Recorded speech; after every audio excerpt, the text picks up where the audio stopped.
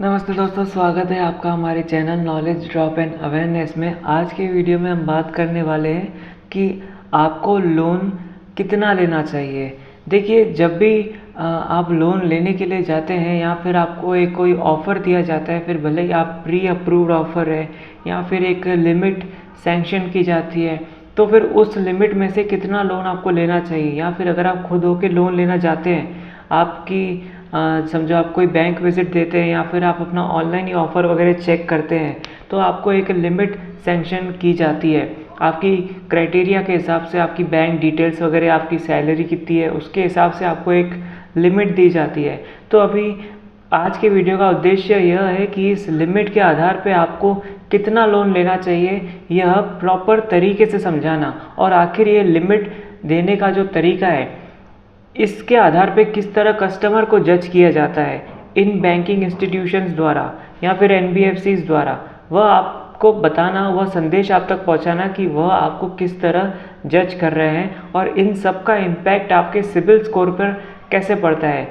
By the way, अगर आपको CIBIL के बारे में नहीं पता तो मैंने अभी कुछ समय पहले सिबिल के ऊपर एक वीडियो बनाया था। मैं लिंक लगे तो डिस्क्रिप्शन में दे देता हूँ। सिबिल क्या होता है, अगर आपको नहीं पता तो एक ऊपर से बेसिक इन्फॉर्मेशन दी गई है, आप उसे देख लीजिएगा, उस वीडियो को, लिंक डिस्क्रिप्शन में है।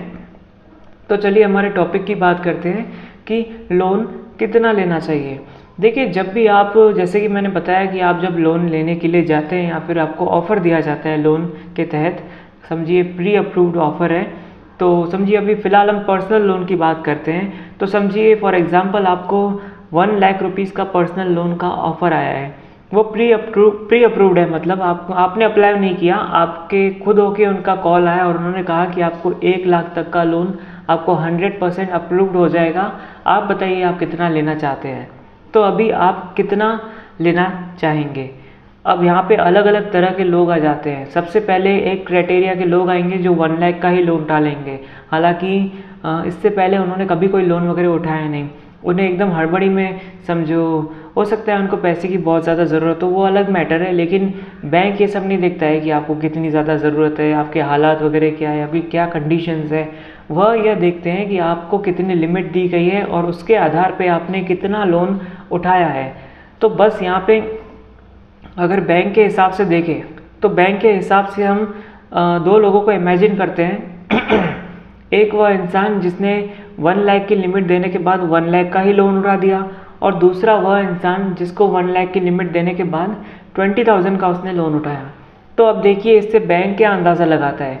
बैंक इससे यह समझता है कि जो पहला इंसान है जिसको 1 लाख की लिमिट दी गई और उसने 1 लाख का ही लोन उठा दिया, तो बैंक के हिसाब से वह जो इंसान है वह एक बेसब्र इंसान है, यह एक रिस्की इंसान है और इसको फ्यूचर के हिसाब से प्रॉपर तरीके से लोन देना पड़ेगा और लोन देने से पहले सोचना पड़ेगा।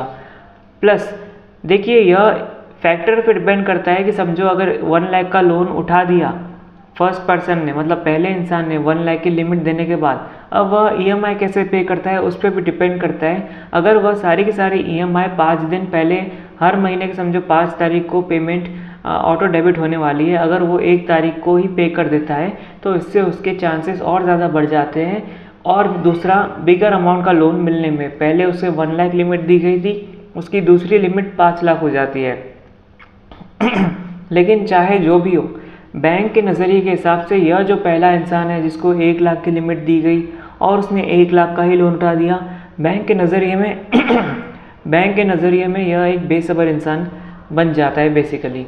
अब दूसरे इंसान की बात करते हैं। जो दूसरा इंसान है उसको 1 लाख का लोन ऑफर हुआ, लेकिन उसने लोन कितने का उठाया, सिर्फ 20,000 का। अब बैंक वाले जो होते हैं, मैं अगर आपको साफ साफ कहूँ तो बैंक वालों को इसी तरह के लोगों की तलाश होती है। तो अभी यह कॉन्सेप्ट आपको अगर और अच्छे से समझना है तो अभी आपको एक छोटा सा एग्जाम्पल देना चाहूँगा। आपने कई बार देखा होगा कि समझो एक बच्चा है, छोटा सा बच्चा है जिसे अभी चलना नहीं आता, चलना छोड़ो, उसे ढंग से खड़े रहना भी नहीं आता, वह खुद होके खड़ा नहीं रह सकता। तो अभी समझो बच्चा नीचे बैठा है और आप खड़े हो उसके सामने, वह खड़ा होना चाहता है। आप उसे क्या करते हो, आप अपनी उंगली उसे देते हो, इस तरह से आप उसे उंगली देते हो ताकि वे आपकी उंगली को आधार बना के, उसे अपना सहारा बना के खड़े हो सके। समझ पा रहे हो? समझो इस तरह से आपने उंगली दी और फिर उसने आपकी उंगली पकड़ ली और वो खड़ा हो गया। इससे क्या हुआ, आपने उसे उंगली दी और उसने आपकी उंगली को अच्छे से पकड़ा, या इतने हिस्से को ही पकड़ा, आपकी उंगली को, पूरी उंगली नहीं पकड़ी उसने, इतना हिस्सा पकड़ के वह खड़ा हो गया और एक तरह से उसने अपनी आगे की ज़िंदगी में आगे बढ़ने के लिए एक कदम उठाया, एक तरह से देखा जाए। अब देखिए, अगर आप एक बच्चे को उंगली देते हो, वह बच्चा आपकी ये जो पूरी आपकी उंगली है, इस पूरी उंगली में से समझो इतने हिस्से को पकड़ के वह अगर खुद उठ जाता है तो यह सही फैसला लिया बच्चे ने। लेकिन अगर वो बच्चा आपकी इतनी उंगली ना पकड़ते हुए आपकी पूरी की पूरी इतनी जो उंगली है उसको पकड़ के आपको ही नीचे बैठाने की या फिर जम से खींचने की कोशिश करे तो वहीं बैठे बैठे, तो कैसा रहेगा? यह एक बच्चे के लिए गलत फैसला रहेगा और यह दिखाएगा कि बच्चे का स्वभाव कैसा है एक तरह से। देखिए यहाँ पे बच्चों को कुछ बुरा नहीं कहा जा रहा है, बच्चे इनोसेंट होते हैं, बच्चों को नहीं समझता है कि यह उन्हें उंगली खींचनी है कि उन्हें पकड़ के उठना है।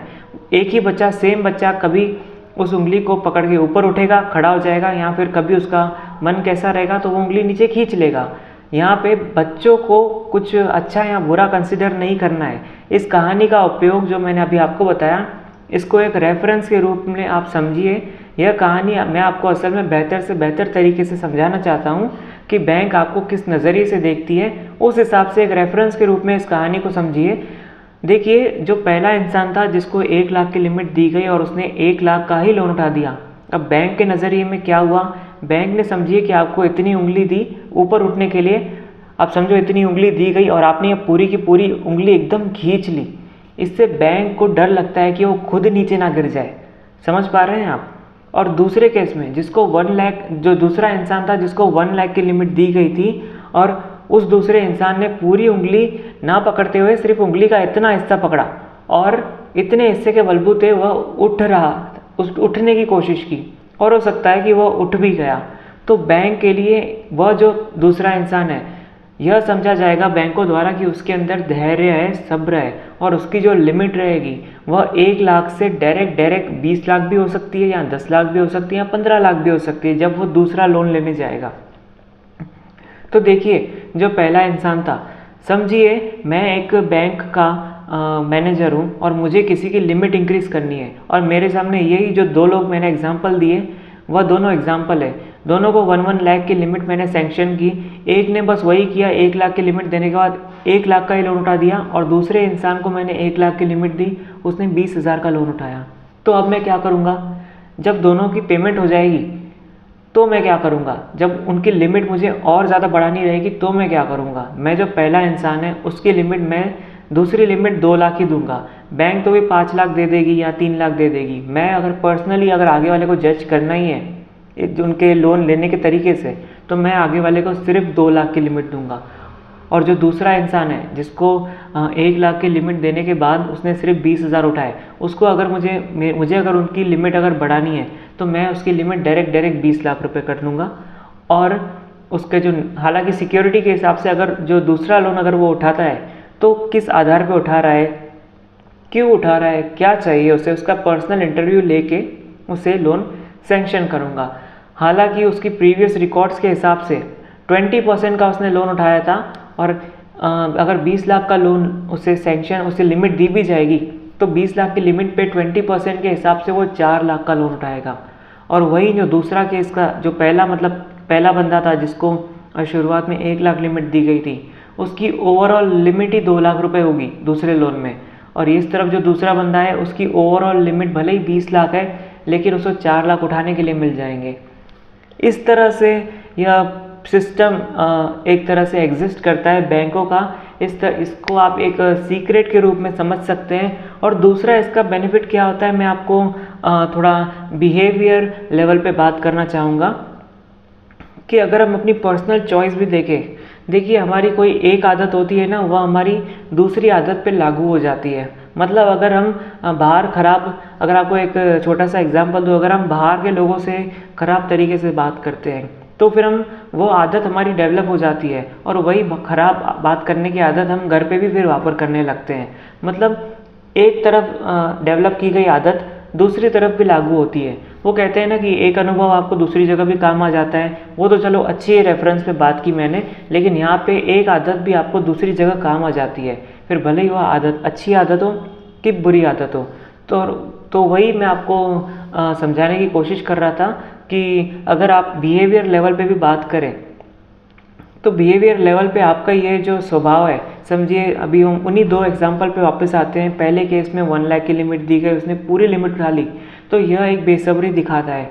ऐसे समझो 1 लाख तो उसके लिए एक अपॉर्चुनिटी हुई, ऐसी ढेरों अपॉर्चुनिटीज़ आएगी उसकी ज़िंदगी में। समझो अगर ये 1 लाख की लिमिट देने के बाद 1 लाख की ही उसने लोन ले लिया और कुछ वजह से वह लोन नहीं भर पाया, तो उसे बैंक दूसरा लोन कैसे देगा? उसके पास लिमिट ही 1 लाख रुपीज़ की थी, तो दूसरा लोन तो उसे मिलेगा ही नहीं।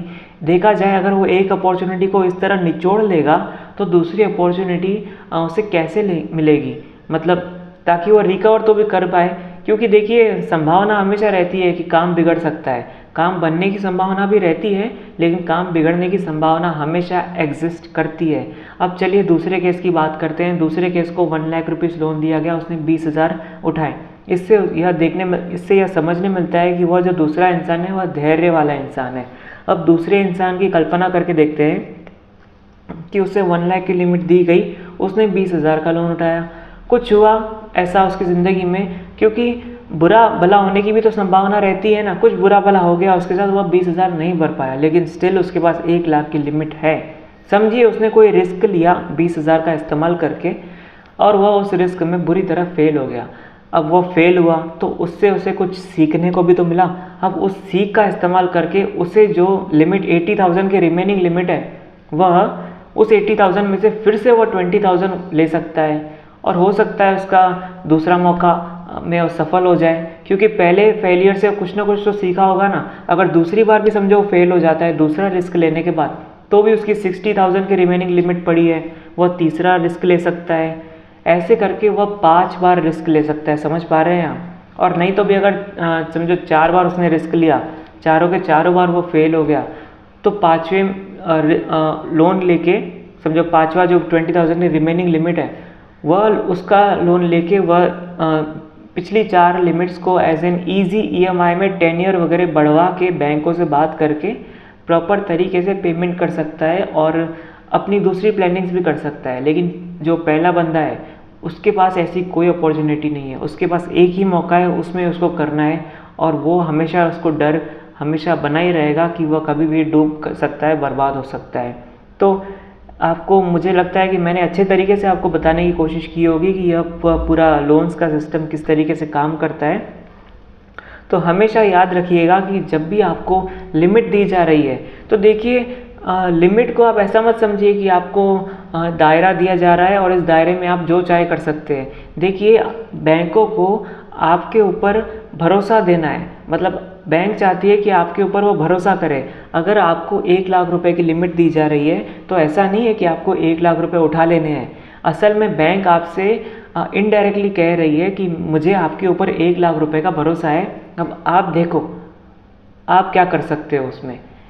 1 लाख की लिमिट देने का मतलब यह है, और लिमिट तो बस एक स्टैंडर्डाइज्ड शब्द है। असल में यह जो लिमिट दी जाती है, इसको बैंकों के नज़रिए में एक भरोसे के रूप में देखिए कि आपको आपके ऊपर भरोसा किया जा रहा है।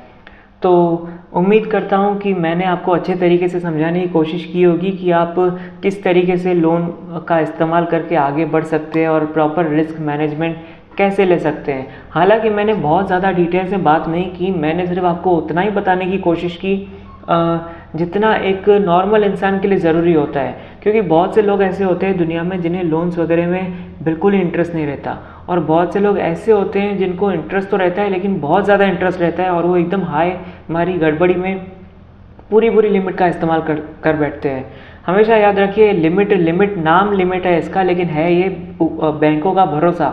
आपको उस बच्चे को अगर कोई, मतलब आप समझिए बैठे हुए बच्चे हैं, आपको सिर्फ उंगली पकड़ के, थोड़ी सी उंगली पकड़ के खड़े हो जाना है, और फिर और ऊपर आगे बढ़ने के लिए और दूसरे मौके खुद ब खुद बैंक वाले ही आपको देंगे।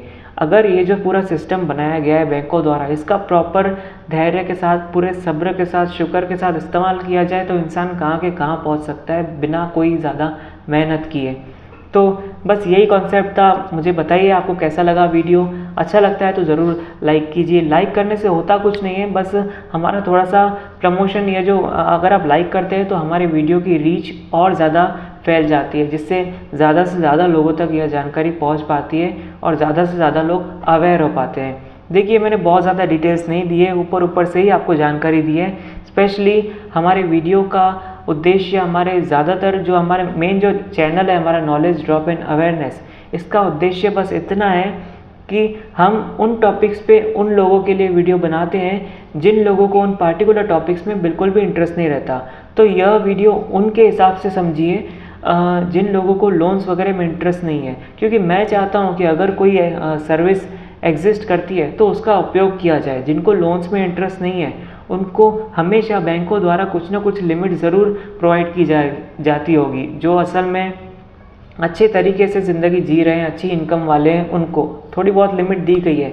ऐसी लिमिट्स का आप भले, जैसे मैंने दूसरे इंसान का इस्तेमाल, मतलब दूसरे इंसान का मैंने एग्जांपल दिया जिसने 1 लाख की लिमिट के साथ सिर्फ 20,000 लिया। आप 20,000 में मत लीजिए, 5,000 करके लीजिए और छोटे छोटे करके रिस्क लीजिए। हो सकता है यह छोटे छोटे जो स्टेप्स हो आपको आपके समय बचाने में मदद कर दें। जो सफलता आप समझो 2 साल बाद, 5 साल बाद हासिल करना चाहते हो, वो सफलता आपको आज मिल जाए तो अच्छा ही है ना। और नहीं तो भी आपको खुद के लिए नहीं जीना, आप समझो बहुत ज़्यादा सब्र है आपके अंदर, लेकिन फिर भी अगर कोई मौका आपके सामने अवेलेबल है तो क्यों ना उसका फ़ायदा उठाया जाए। अगर आपके पास दिमाग जगह पे है आपका तो क्यों ना फ़ायदा उठाया जाए। अगर आपके पास सही समझ है, सही एडवाइज़र वगैरह है तो क्यों ना आप उसका फ़ायदा उठाया जाए। नहीं आपको अपने लिए करना है तो लोन लीजिए, रिस्क लीजिए, कुछ फ़ायदा होता है, अच्छा होता है, आगे बढ़ते हैं आप, तो फिर सारा पैसा आप समाज को डोनेट कर दीजिए। बैंकों का जो सर्विस आपको दी जा रही है, सुविधा दी जा रही है, इस तरह से कोई सुविधा को नकारिए मत। यह हमारे वीडियो को बनाने का कई उद्देश्यों में से एक छोटा सा उद्देश्य भी था कि अगर आपको अपने लिए रिस्क नहीं लेना है तो रिस्क फिर भी लीजिए, अगर मुनाफा होता है तो समाज में दे दीजिए, क्योंकि अभी आपके पास ज़रूरत नहीं है लेकिन ऑफ़र आपके पास है। बाहर बहुत से ऐसे लोग हैं जिनको ज़रूरत है लेकिन उनके पास ऑफ़र नहीं है। तो समझ पा रहे हैं ना आप मैं क्या समझाने की कोशिश कर रहा हूँ। जो है उसका उपयोग कीजिए, आपको नहीं चाहिए तो किसी और के लिए कीजिए, लेकिन ज़रूर कीजिए। So thank you very much इस वीडियो को देखने के लिए, और ऐसे एक्साइटिंग वीडियोस देखने के लिए और हमेशा नॉलेज ड्रॉप्स पाने के लिए हमेशा हमारे चैनल को देखते रहिए। थैंक यू वेरी मच इस वीडियो को देखने के लिए।